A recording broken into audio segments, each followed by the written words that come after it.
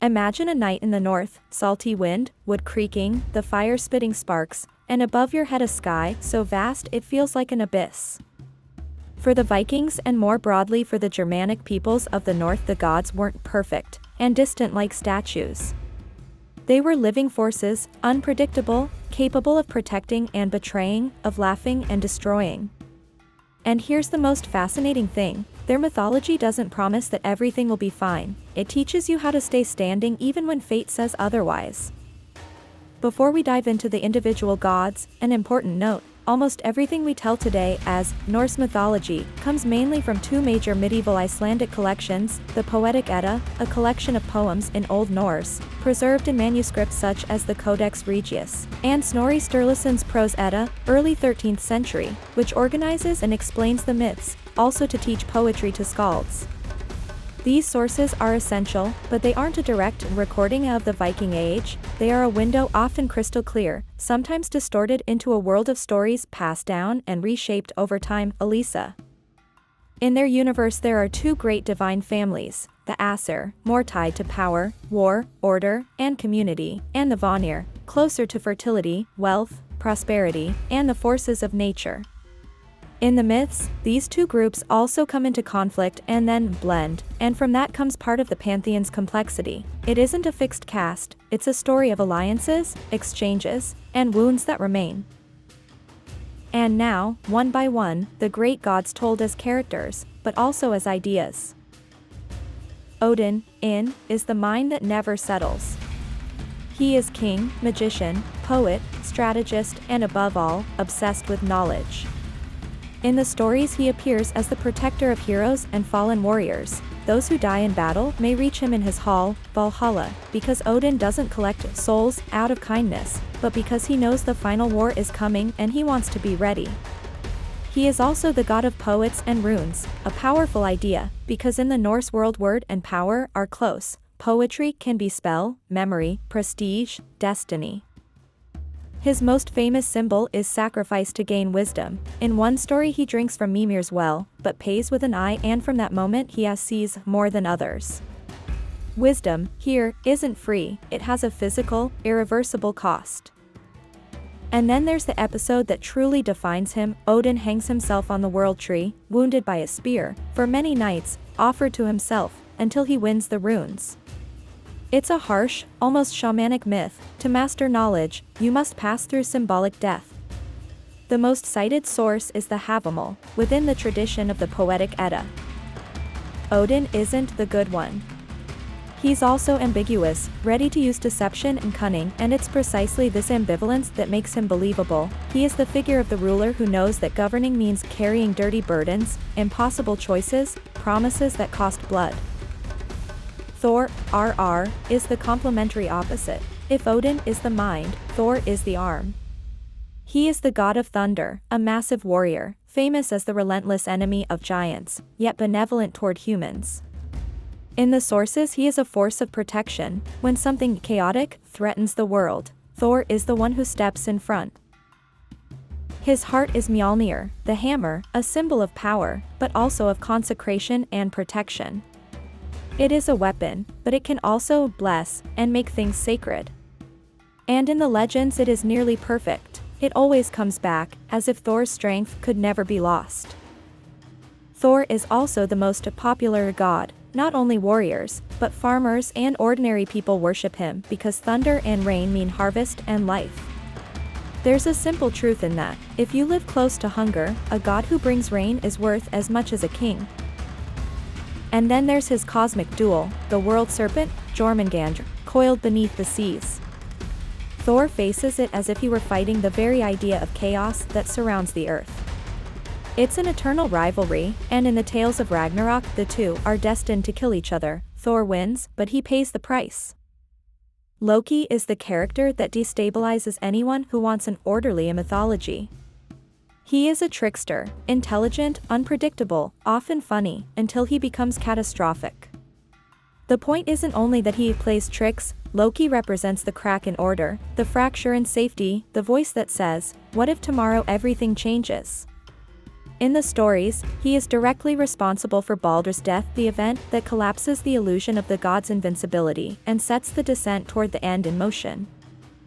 As punishment, Loki is chained to a rock in a cruel, symbolic scene that echoes other ancient myths of rebels punished forever. And as often happens with tricksters, his intelligence doesn't vanish, it becomes resentment, it becomes destiny. Freya is one of the most fascinating figures because she unites what many keep separate: love and death, desire and war. She is a Vanir goddess, linked to fertility and prosperity, but also to battle and the fate of the fallen. She is the lady above all, powerful and charismatic. Animals and symbols tell her story well: the sacred boar, the chariot pulled by cats, the idea of a beauty that isn't fragile but sovereign.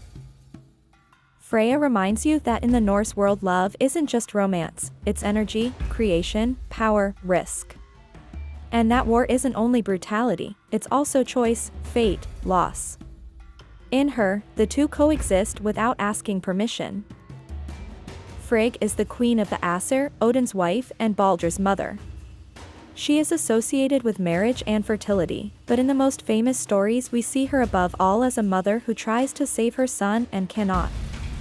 It's pure mythic tragedy. Frigg is powerful, but not all-powerful. She can know and sense, she can act, but she cannot erase what must happen. And here lies a very Nordic theme: the gods don't control everything. Sometimes the order of the world is greater even than they are. Baldur is light, beauty, justice, and that's why his death is like an eclipse. In the tales he is immune to almost everything. The gods, for fun, throw objects at him and laugh because nothing can hurt him, until the exception is discovered: mistletoe. Loki deceives Hr, Baldur's blind brother, and guides him to throw the one thing that can kill Baldur. And when Baldur falls, the myth is saying, even what seems perfect can be shattered by a tiny detail if someone uses it with cruelty and intelligence. Tyr is the god of a formula: war, pacts, honor, justice, treaties. He is older and more enigmatic than he seems, and in the myths he remains above all for a gesture that defines him. When the gods try to bind Fenrir, the monstrous wolf, Tyr places his hand in Fenrir's mouth as a guarantee. Fenrir senses the deception and bites Tyr, loses his hand. It's a sacrifice different from Odin's, not for knowledge, but to keep a promise and make order possible. The message is brutal: law and security are often born from someone accepting a personal loss. Heimdall is the guardian. He lives where the Rainbow Bridge, Bifrost, meets the gods' realm. He is the watchman, with superhuman senses. He sees incredibly far, he hears even what no one should be able to hear. And above all, when Ragnarok arrives, he blows his horn, Gjallarhorn, and announces that there is no time left. Heimdall is the idea of vigilance. You can celebrate, you can love, you can fight, but someone must stay awake. Freyr, Freya's brother and Njr's son, is the bright face of the Vanir: fertility, peace, rain, sun, prosperity. He is a god who speaks of fields and seasons, of collective well-being more than individual glory. And for that very reason, his shadow at Ragnarok is tragic: a god of life who must step into the final battle. In some traditions, Freyr gives up his precious tool of power, his sword, and that makes him vulnerable in the final fate. The myth insists on one point: even prosperity, if not protected, can end. Njr is the sea that feeds and terrifies. He is the god of wind, sea wealth, fishing, and prosperity. When you live by voyages and routes, praying to the sea means praying for survival. He is also the father of Freyr and Freya, and his story with Skadi is one of the most human in the pantheon. She loves mountains and snow, he loves waves and coasts. They choose each other, but they cannot live in the same world. It's a simple, beautiful myth. Love isn't always enough if the places of the soul are incompatible. Skadi is the armed mountain, associated with hunting, winter, skis, wilderness. She is a hard figure, born from anger and honor. She demands compensation for her father's death and forces the gods to negotiate with her. She isn't a gentle goddess, she is nature that doesn't apologize.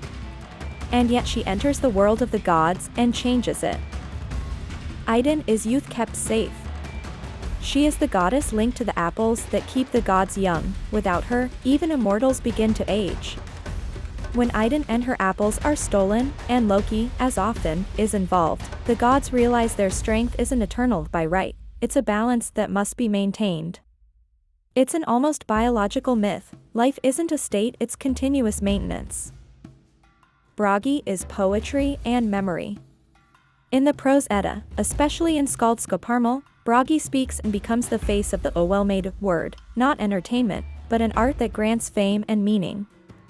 For a people who lived through stories passed down, poetry was a technology of memory. Bragi and Idun, together, are a perfect symbolic pair, youth and poetry, life and word. Sif is often remembered for her golden hair, tied to fertility and harvest, and for being Thor's wife. In the myth, Loki cuts off her hair and Thor forces him to make amends. From that episode also come marvelous objects forged by the dwarves. It's a story that seems light, but underneath it says something serious. Honor, integrity, and repairing harm are not optional in a world where everything is reputation and promise. Ullr is a quieter but extremely interesting figure, a god linked to bow and skis, invoked for single combat. He's the kind of divinity that feels close to a world of forests, snow, hunting, and duels. And the fact that he's less narrated in the sources doesn't mean he mattered less. Often the oldest cults leave traces in place names and habits more than in big, cinematic stories.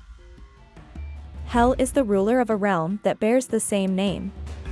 In the sources she appears as Loki's daughter, and Odin sets her to govern the place where many of the dead go, not a moral hell in the modern sense, but an afterlife with its own rules, its coldness, its inevitability. She is described with unsettling traits, half alive and half dead, as if to say, death isn't something else, it's a distorted continuation of life. Hel is the terrifying dignity of the inevitable. And then there is the great shadow that unites them all, Ragnarok, the end of the world of gods and humans. It isn't only destruction, it's a sequence of events that culminates in a battle where enormous figures fall: Odin, Thor, Tyr, Heimdall, Loki, and after the collapse there is a rebirth of the world. This is the key difference. Norse mythology doesn't sell you the idea that everything will be fine, it tells you that even the end is part of the cycle, and that courage isn't avoiding death, but facing what you know is coming.